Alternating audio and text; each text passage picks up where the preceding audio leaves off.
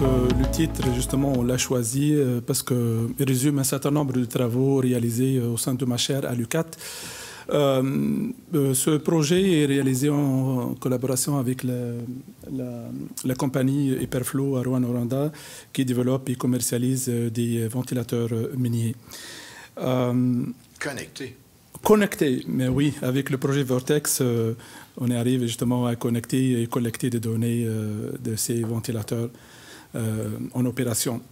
Ma présentation va suivre le plan suivant, donc une brève mise en contexte et des constats de la ventilation minière avec une panoplie d'approches numériques que j'ai sélectionnées pour aujourd'hui.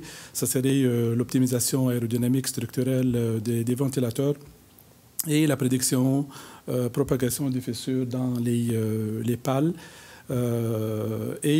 Enfin, un projet de développement d'un jumeau numérique d'un système de ventilation.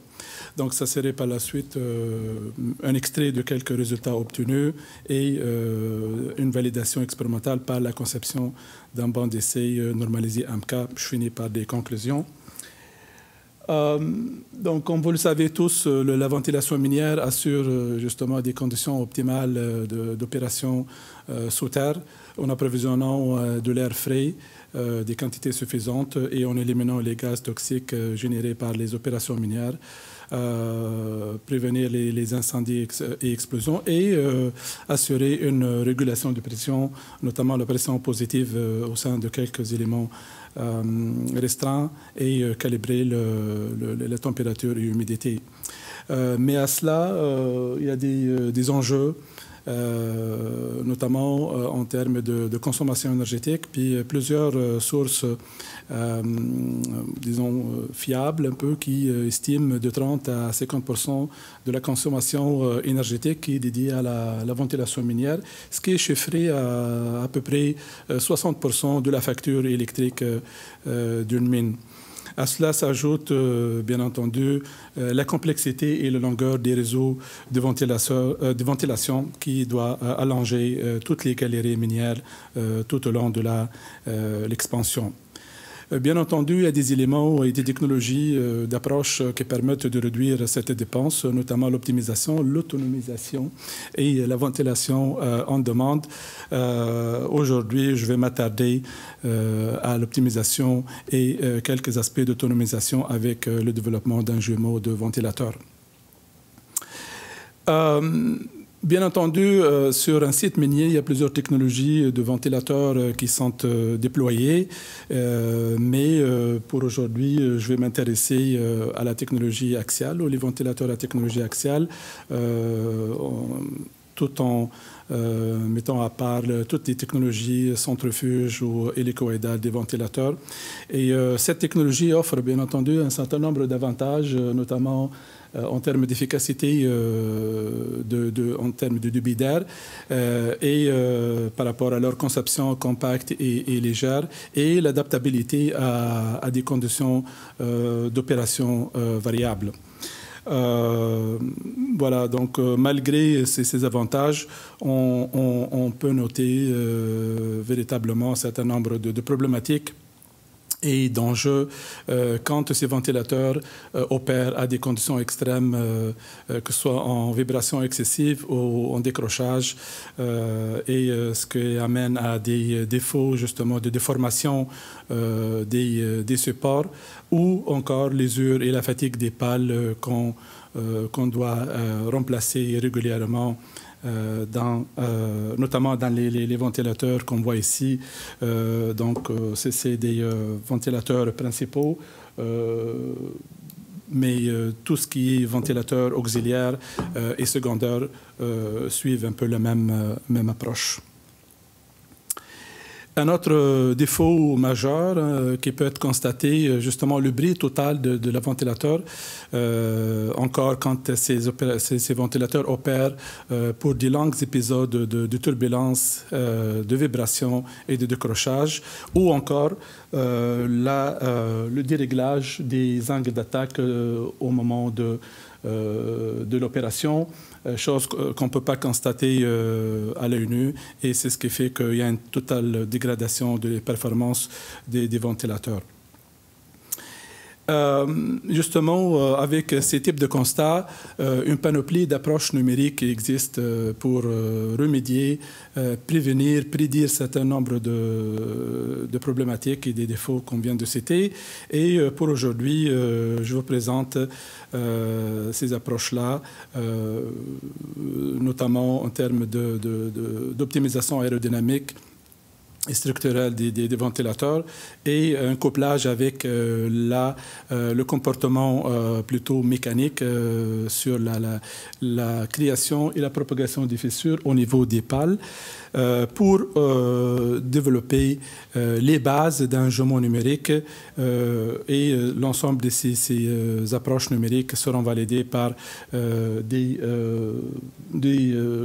réalisation expérimentale, notamment avec un banc d'essai normalisé.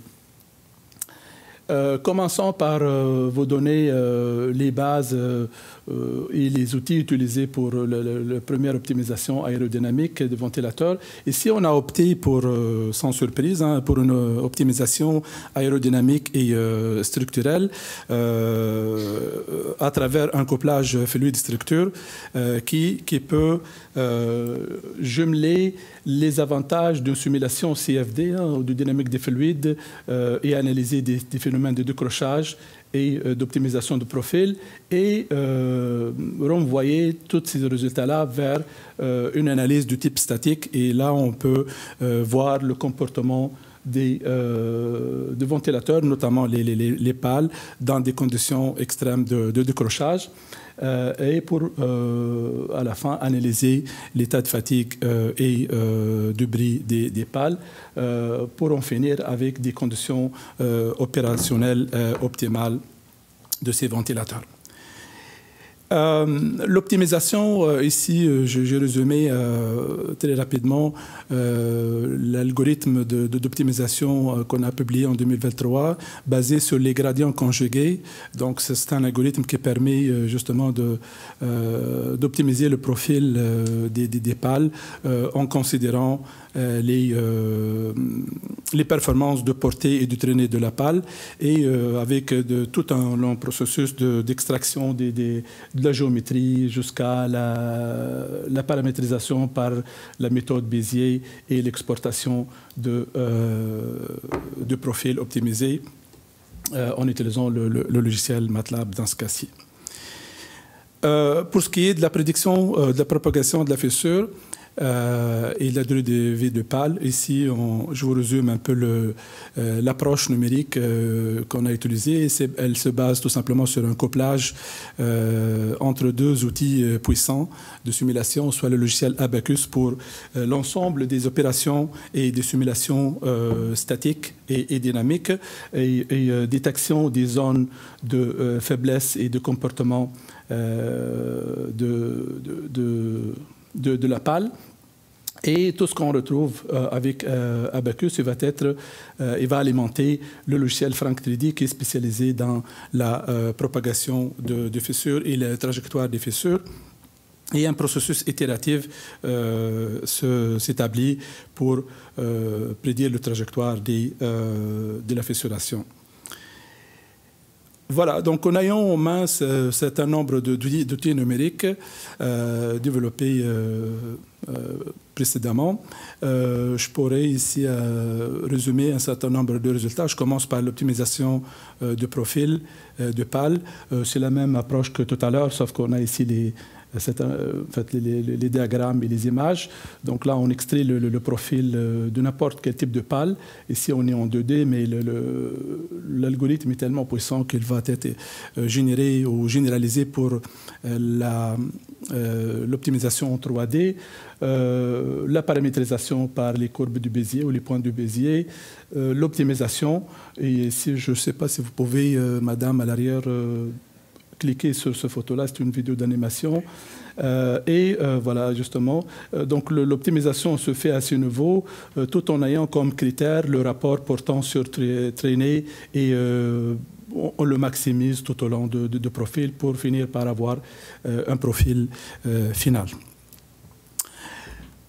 De la même façon, l'objectif étant justement pour la compagnie d'aller chercher les cartes de performance d'un ventilateur avec le critère principal de l'angle d'attaque des pales pour pouvoir déterminer justement la limite entre les conditions opératoires admissibles en mode stable qu'on peut voir dans la zone droite ici et la zone d'instabilité et de forte turbulence ou de décrochage sur le côté gauche.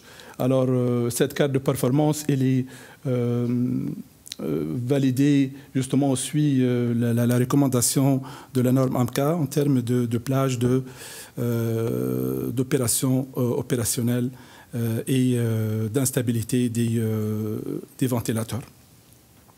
Donc cette carte pourrait être établie pour tout type tout grosseur ou tout modèle de ventilateur en utilisant les approches précédemment citées. Effectivement, si on se concentre ou concentre notre attention sur le phénomène de forte turbulence ou de décrochage, on pourra déterminer les intensités de turbulence au niveau des pales, à l'extrémité des pales, comme on peut le voir ici. Autant ici, on peut voir un peu le champ des vitesses, mais bien entendu, on peut voir les intensités de turbulence et comment on pourra les dissiper à travers une modification et une amélioration des paramètres opératoires, notamment la vitesse de rotation ou le jeu pale-moyeu. Donc, ces résultats ici de turbulence sont confrontés toujours à l'état de collement stable et laminaire, qui est notre référence pour les plages opérationnelles. Toute l'analyse aérodynamique nous a permis de générer la distribution des pressions d'une façon très exacte sur les pales, sur les deux côtés de pales, la partie succion et la partie dégagement, ou le posé. Et on récupère les forces centrifuges qu'on connaît et on peut calculer par la vitesse de rotation du moteur et les pressions aérodynamique ici qu'on peut graduellement appliquer sur la face de pale qui nous permet justement de déterminer les zones de faiblesse qui, encore sans surprise, sont localisées à la jonction racine de la pale. Et en ayant un peu cette zone de faiblesse, il n'y en a qu'une d'ailleurs, c'est celle-là, à moins que la pale peut briser par un autre type de phénomène aléatoire dû à une vibration ou à un éclat ou un objet étranger directement dans le ventilateur. Mais si on se fait à l'état normal d'instabilité connue, on peut justement prédire la trajectoire de la fissuration, le niveau où la fissure peut être créée et son trajectoire encore à l'arrière. Si vous pouvez lancer cette vidéo ici, s'il vous plaît. Et dans cette vidéo, on peut voir le gradient que suit la fissure tout au long de la racine de pale. Donc pour les curieux, c'est la méthode XEFM dans Abacus qui nous a permis justement d'avoir ce type de trajectoire. Et les optimisations qu'on peut faire au niveau de la racine pale, ben, ça serait justement soit stopper la fissuration, la stopper ou la retarder par un renforcement à ce niveau. Des constatations aussi ou des observations microscopiques à balayage numérique ou des microscopes à balayage numérique nous ont permis justement au niveau exactement de cette